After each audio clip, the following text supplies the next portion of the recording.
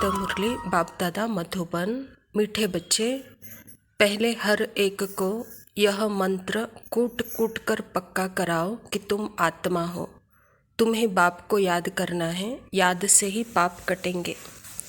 स्वयं परमपिता परमात्मा शिव बाबा प्रजापिता ब्रह्मा के तन में आकर के सृष्टि में आज दिन तक भी हमने पावन कैसे बनना है और पावन बनने के लिए हम भक्ति मार्ग में कहाँ कहाँ जा कर के घाटों पर जा कर के स्नान करते थे।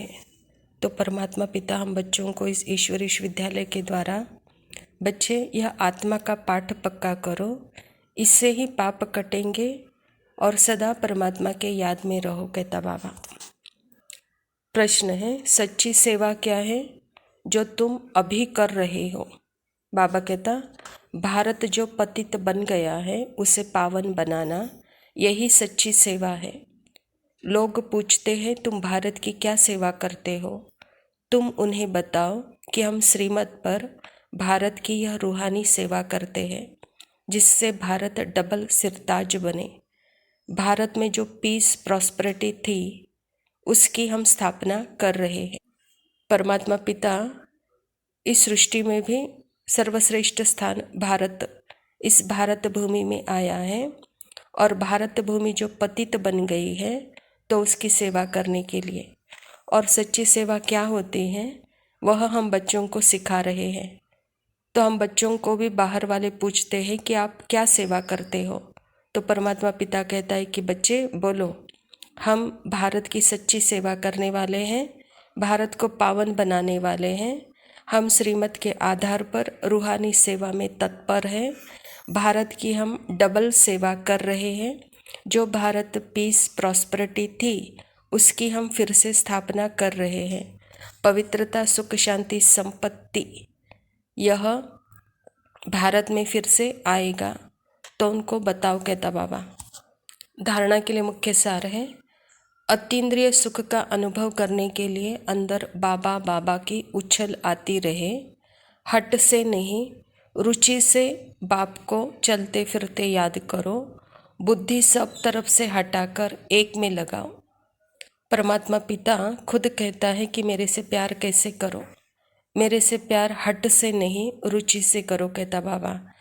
और ऐसा रुचि हो जो अंदर ही अंदर अजपा जब बाबा बाबा बाबा, वह बाबा का धुन, बाबा कहता प्यार से अंदर ही अंदर चलता रहे, और कहीं बुद्धि जाए ही नहीं, बस एक में ही टिकी रहे। तो इसको ही कहा जाता है अतीन्द्रिय सुख। दूसरा पॉइंट है, जैसे बाप प्यार का सागर है, ऐसे बाप समान प्यार का सागर बनना है। सब पर उपकार करना है, बाप की याद में रहना और सबको बाप की याद दिलाना है। परमात्मा पिता हम बच्चों को कैसे अपकारी पर उपकार करना है यह सिखा रहे हैं।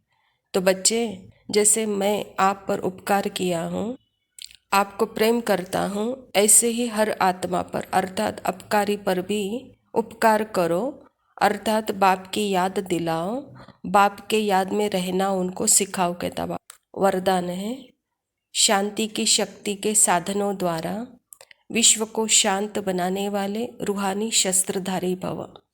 बाबा कहता शांति की शक्ति का साधन है शुभ संकल्प, शुभ भावना, और नैनों की भाषा है, जैसे मुख की भाषा द्वारा बाप का व रचना का परिचय देते हो, ऐसे शांति की शक्ति के आधार पर नैनों की भाषा से नैनों द्वारा बाप का अनुभव करा सकते।